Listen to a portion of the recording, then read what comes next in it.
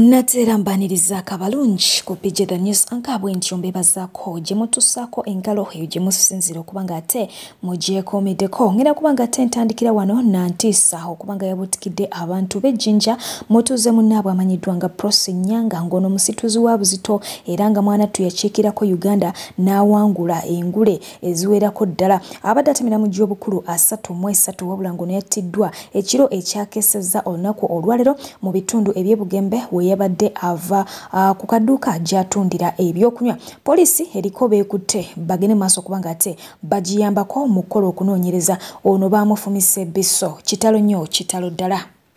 Ate yo kooti ey'amagye kyaddaaki yayimbudde omuwagizi w'ekibiina kya National Unity Platform amanyiddwa nga Waiza ng'ono amaze omwaka mulambirira n'ekitundu mu kkomera ekitalya wabula ng'ono yavuddeyo nga ebimuluma bye bingi era nga ne byalojja bye bingi ate nga n'enkovu ku mubiri gwe ze nnyingi era nga yategeezezza eggwanga nga bw'abadde anywa n'omusulo gwe. Ebintu bingi byagenze maaso kubanga ate attotola ebizze bimukolwako mu kkomera gy'abadde. Yo poliisi egenze mu maaso okubanga ate baako beekwata okuliraana wali eri ku paalamenti nga bano be bammemba mu kibiina kya Torture Survivors Movement Uganda abakedde okwekalakasa nga banenya gavumenti obutabafaako oba obutabaako kyekola yadde kukudda kwa bannayuganda abasiraanidde wabweru oba abasobereddwa wabweru. Kino ajjukira nti bannayuganda abawererako ddala bali wali mu UAE era nga bano baafulumiziddwa ekibuga Dubai wamu ne Abu Dhabi oba gye nganyizibwa okubanga ate bakomayo waka oluvannyuma lw'okubanga munage emirimu gyo gyabula. Bano nno be bakedde okubanga ate beekalakasizaako n'abalala bagenda maaso okubanga ate babonaabonera mu mawanga nga Saudi Arabia naye nga missoni yaabwe tewedde bagenze maaso okubanga ate babagombamu obwala. Ye mukyala w'omukulu amanyiddwa nga Sipapa wamu n'emikwano gye bakwatiddwa era nga bano bali mabega wa mitayimbwa gye batemeza. Poliisi egenda maaso okubanga ate eyigga Sipapa nga kwabo kwesuubira nti oba oliawo eneesobola okumukwata nga bagamba nti ono yagenda maaso okubanga ate akola obubbi wakati w'ennaku z'omwezi nga 28 okutuukira ddala nga 29 omwezi ogw'omunaana omwaka guno gwennyini era ng'agambibwa okuba nti yabba ensimbi eziwera ddala $42 eza Amerika era nga yazibba ku Musudan amanyiddwa nga Jacob Alop wali eri mu bitundu eby'ekawuku bunga mu division ey'Emakindye wabula nga kigambibwa nti mu byabba mwalimu ebintu nga laptops mwalimu amasimu era nga essimu emu eya iPhone eno nga yaviiriddeko n'okubanga ate emulonkooma okubanga munange baginoonya ne bagiraba nga ate mwana tu eri mu maka ga Sipapa. Kigambibwa nti teyakomaawo yagenda maaso n'okubanga ate abba ebyokwewunda biyite jewelry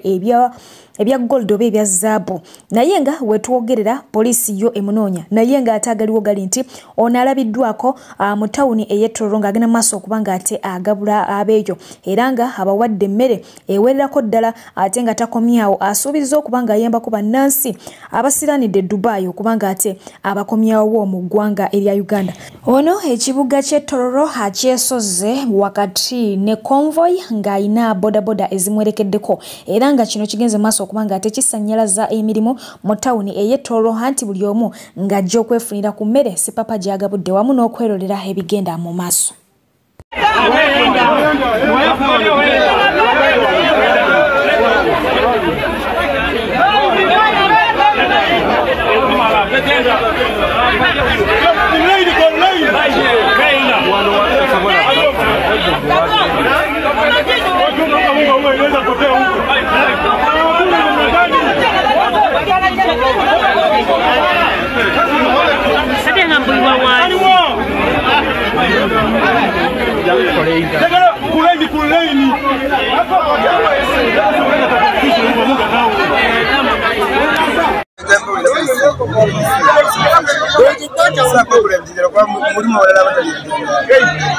Nego muntu atali mu mutima guno okujjawo omuntu nange banyamba natisina we manyita lwafula bino ebintu obikola buli ddi obiteekamu ssente nga mmeka buli lunaku si byabutaano balwamaanyi naye buli lunaku obiteekamu ssente nga mmeka Sipapa simanyi lwansonga sitakunzizaayo ate sikolera organization etino bakolera bampeeyo oba nokola accountability omwezi gwebuti bampeeyo nkola bukozi ekiro zebanne entono ze ngaba nabo sinti nyinanyo naye zebalirawo zikugabana omutima guno okututte ne Dubai kwatula byoposti zinogamba nno n'abaana bonna baalemera mu kiyumba Dubai oba gala bazisa okulwokubiri bakwelindirire bwekiri Dubai kale era muberamu abalemererwa naye nga sente zikola nosukulamu emmotoka zisobola okuyambako abalala abamu omwana okufiireyo ng'osookwata miliyoni 32 mubayambi byonna byansi teri kimala gwenga omugagga mulanga kikuwandikidde gavumenti ku mbeera gy'olabyemu abantu babe gavumenti saanyi kikubira mulanga kubanga tengafe abetolumu gavumenti nalibadde ekikubira mulanga eba etuyambe naye gavumenti olede engafuwana gavumenti eriko oba baka ngamba omukulembeze alikolede alinga yatuwa afe pulezidenti yatuwa IGP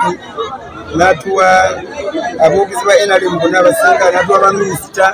abo bennyininyini bamala okuyamba tolo fe tuli bulungi pulezidenti atuyamba just balina kwegatanga wa IGP abamuntu munene abakulu bonabona bolabyawo abundi ebifo banene asooka okunganya abagagga ekampala ne bayevesa ne bajja ne bayambako ekyalo abo olede 57 yatuwa tetumubanja wakwaja sinti mposiko bali mbeyawa mposo wezikanga tebanafuna time etukolaki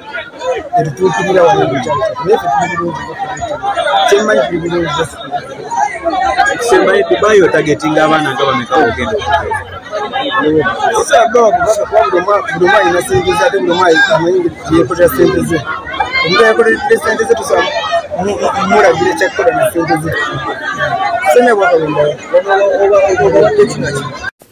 Yo mukyala amanyiddwa nga Suzan Makula bw'ati avuddeyo n'agenda maaso okubanga ate ategeeza bannansi okukomya omuze gw'okuleeta stress zaabwe wamu ne family issues mu lukale olw'embeera eya economy ekutte wansi ne waggulu mu ggwanga lyettu Uganda n'abategeeza nti si buli omu nti economy emuyisizza bubi nga mwe mukola ki bwe mukirowooza era ng'onaategeezeza nti olunaku lumu yagenda ku ssundiro ly'amafuta okunywa amafuta kyamwewuunyisa ng'eyali amukulembedde yaggyeyo emitwalo 56 okunywa mafuta ate nga ye yali azze kunyaga kizike ekyo kyamuviirako okubanga ate aswala era nga amafuta yamaliza taganyuddeewo yeeyongerayo bw'atyo n'agenda ku petrol station eddako so n'abategeeza nti mukaabe mpola nga mulimu ki mu bisenge byammwe si buli omu nti economy emuyisizza Bobi.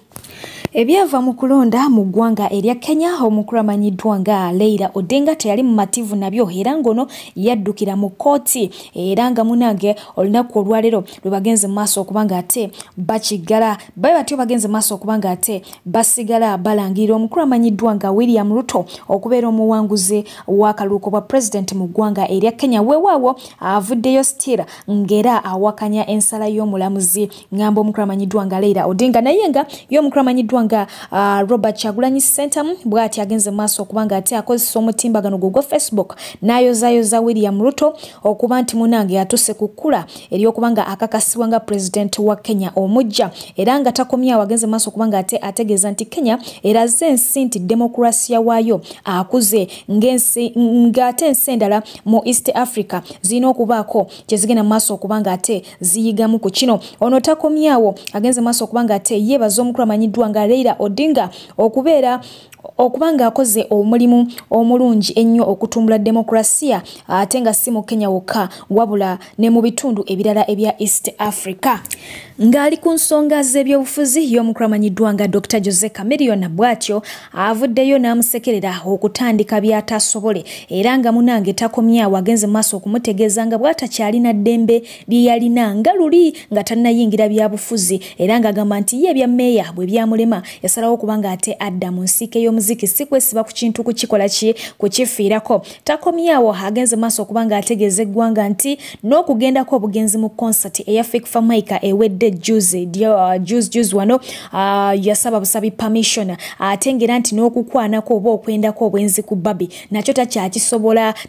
kukwana bakazi balala kubanga mbu munange atya nti bajja kukola ki bajja kumuwa obutwa. Bye bimu ku ebyo ebigambo omukulu amanyiddwa nga Dr. Jose Chameleone bagenze maaso okubanga kubanga ate akonjera omukulu amanyiddwa nga Bobi Wine. Nejjukira nti ono alina konsati ya mwaka gujja era nga eri awo ku lugogo ategeeza nti agenda kubanga ayimba ennyimba ze zonna era nga ajaguza okweza emyaka 25 bweddu mu nsike y'omuziki era nga tutegeezezza nti yagenze mu maaso okubanga ate abayita bombi Bobi Wine ne Bebe Cool okubanga ate babeerawo kubanga mbu bakyalibe nnyo. Ye omukulu amanyiddwa nga Kasuku owa Spark TV Stroke Dembe FM yatasobodde kubanga ate alutonda okuva eri ba social media in-laws olw'obusungu bamuwulirako oluvannyuma lw'okubanga ate avaayo bw'atyo n'ayogerera abakyala ba orphans oba bamulekwa ebigambo biri byennyini ebiruma munage. Basabo ne banyabo buno obubaka mbuleeta abasajja babuntumye abawala ng'omanyi oli mulekwa oli nfunzi tebutugenda bakkiriza kutumanyira omuwala atalina bazadde be tomanyira musajja w'abandi nga utumanyira otya mulekwa mulekwa omanyira otya omusajja abakazi ajo tumanyira be balina bazadde baabwe bamuleka banfunzi musinikire muli n'ebinnyo by'embwa. Yo mukyala amanyiddwa nga Martha K oluvannyuma lw'okubanga ate bunage ayingizawo eggaali ekika kya Range Rover era n'avaayo bw'atyo n'agenda maaso okubanga ate agitwanjulira nga musanyufu byansusso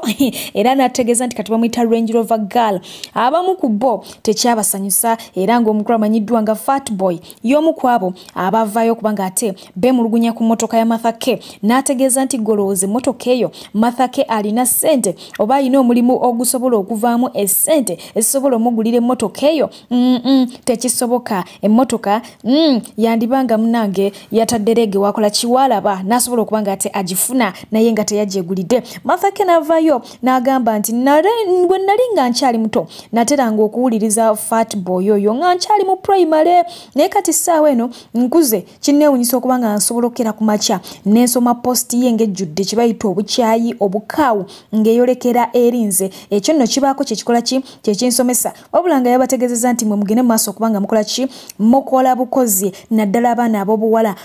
mukyayongera okubanga ate mubeewuunyisa mujja kuleeta ebintu nga tebakkiriza nti ddala kituufu ebintu ebyo byammwe nga balowooza mwabikudde bukuzi kumbe mwabijje mu ntuuyo zammwe naye ngeri ekyo kyagenze maaso okubanga ate kireetera Fat Boy okumwanukula kwegamba olutalo ne lwongera okubanga lukola kirulanda weewaawo Martha K nawe okubanga ate akola ki ayanukula.